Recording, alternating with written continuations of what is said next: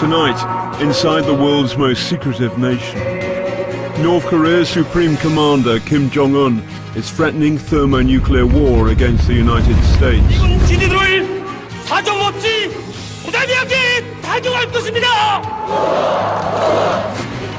With tensions escalating, Panorama spends 8 days undercover inside the most rigidly controlled nation on Earth. So, welcome to the real North Korea. A landscape bleak beyond words, and a regime apparently marching towards Armageddon.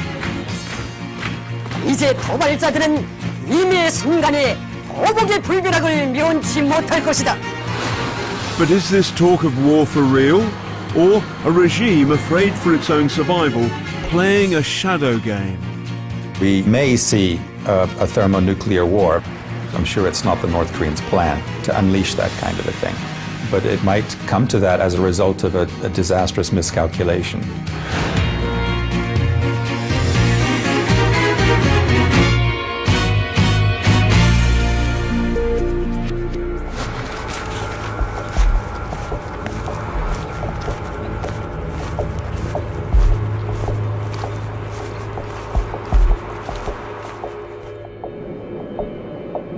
We're flying into the strangest nation on Earth.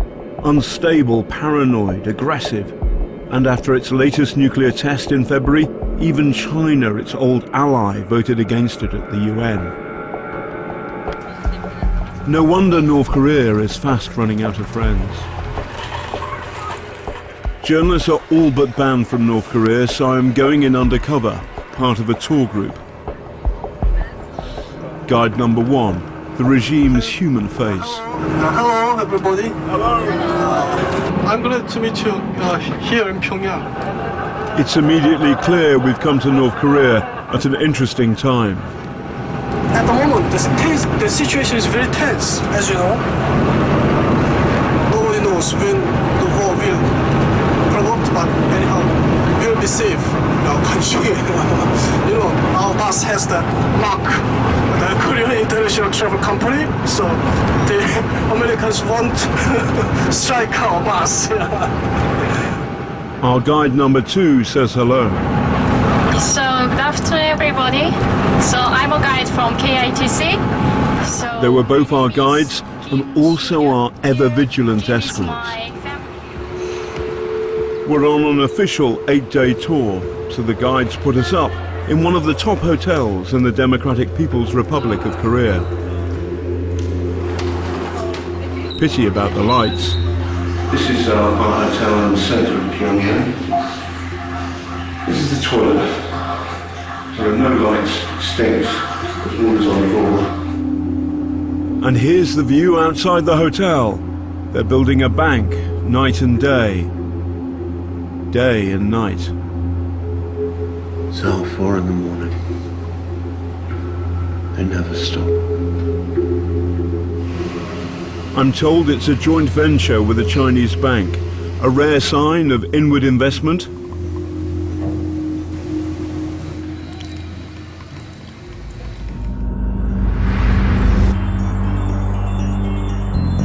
First stop, this is tourism Stalin style. Joining us today is the trip's official cameraman. He films us, we film him. He films us filming him. This is a controlled society, but what's the ideology behind it? The official video they made about the trip, with their words and music given to us at the end, provides a clue. This is monument to party founding. It was erected in October 1995 to mark the 50th anniversary of the founding of the Workers' Party of Korea. So there's the hammer, there's the sickle, and there's the paintbrush. Workers by hand and by brain. It feels like symbols of an old religion. The main square. Many see North Korea as a communist state. 1 year ago, Marx and Lenin still had pride of place. But this year on our trip, they've gone. Now you see them, now you don't. So what sort of system is this? North Korea has a higher share of the population in uniform than Nazi Germany and Fascist Italy had until the Second World War. So I think it's much more accurate to look at North Korea as a far-right state, an ultra-nationalist state. It is deeply racially biased. Koreans are taught that they are superior. Kim Jong-il was an unabashed admirer of Hitler and copied him quite consciously, down to details like the Nuremberg marches, which are staged in Pyongyang to this day.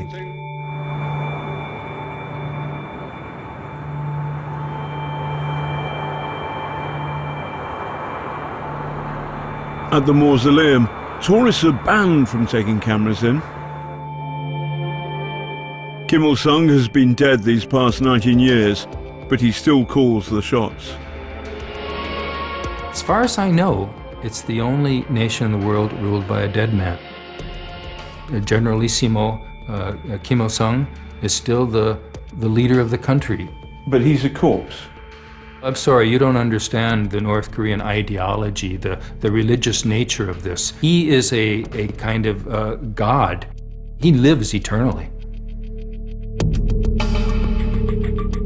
As does his son, Kim Jong-il, Kim too, who lies in his own glass box.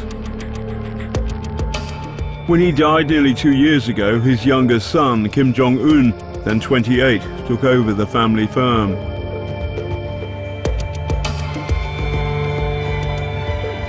Kim III was schooled in Switzerland, became a general at 27, and has linked his star firmly to the military. So North Korea's ultra-nationalist, militaristic, and its leaders are gods. A worrying combination. In North Korea, if you say the wrong thing, you will die. You'll be sent to a political prison camp. Even if one knows, sees or hears something, one must pretend to be ignorant. Disagreement isn't an option. Disagreement means death.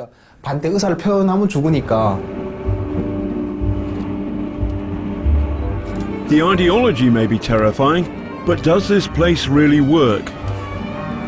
At this bottling plant, on the production line, no production today.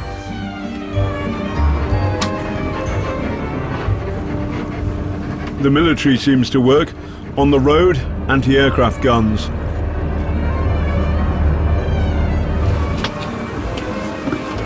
Next, time to pay homage to Kim I.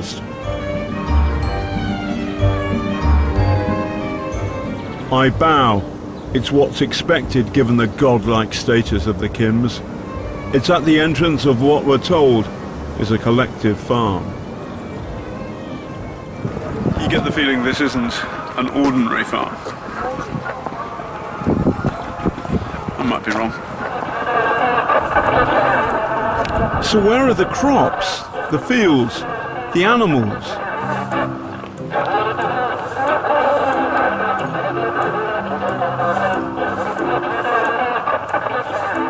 Instead, propaganda drums out from loudspeakers all day long.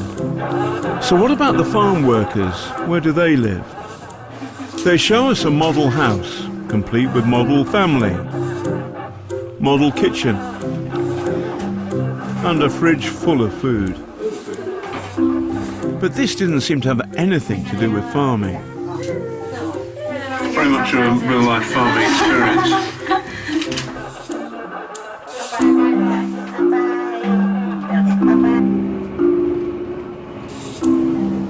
Off to a spa hotel, set aside for the regime's worthies and foreigners like us. Breakfast in a gilded cage.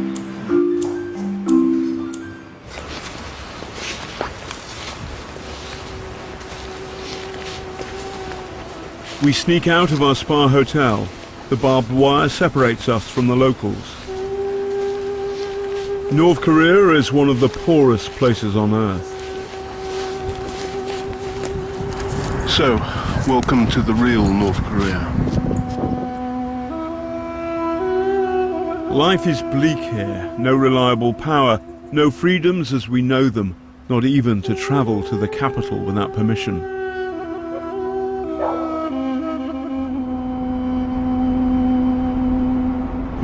Please don't take photos. The more we see, the worse it gets. Our tour guides are anxious for us not to capture the poverty. No photos, no photos. Here, a woman washes clothes in an icy river. People scavenging in mud.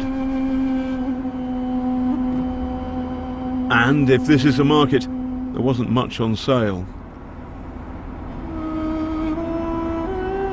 No smoke from this chimney. It looks as though it's been idle for some time.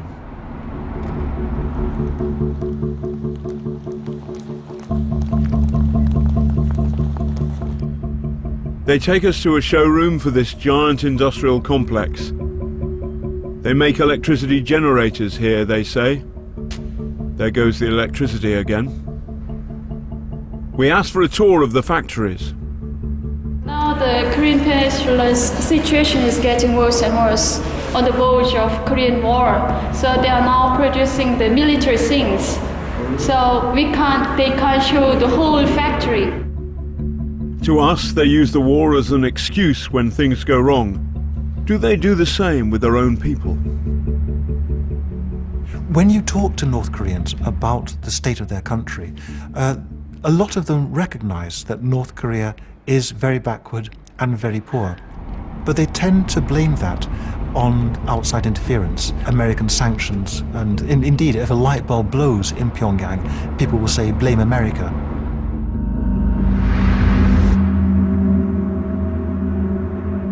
Day 4. It's Good Morning Pyongyang. Until we switch on the TV news.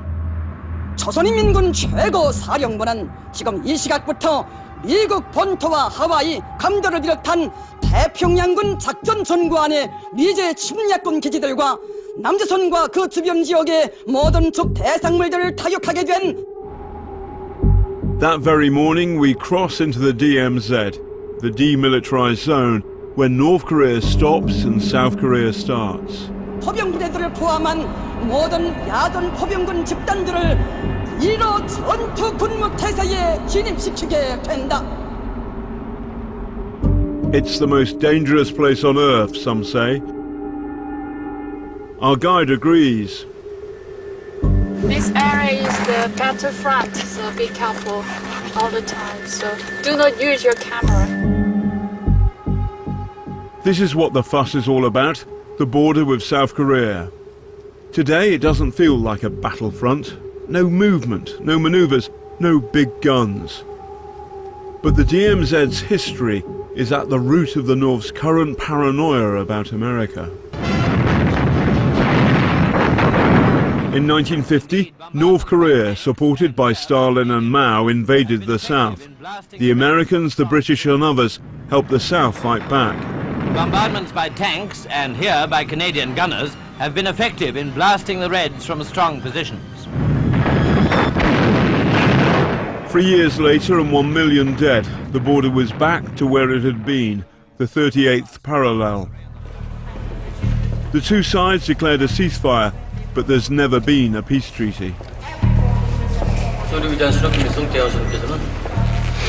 중전협정 조안식이 세계에서 처음으로 미제를 탑승한 위대한 승리라고 하시면서 조안식을 신고 의미 있게 하게 됐습니다. Here, who started the war still matters. I ask if it might have been the North. That's not true. It's not true. No, it's not true. But is there going to be another one? In Britain we're less afraid because we're further away. Something gets lost in translation. 우리 전쟁 발생하게 된 시간이 빨리 가야 되거든. 지금 한나도 걱정하지 말라고 얘기했어요. 완전 따뜻한 바닥이 있으니까. I'm hardened.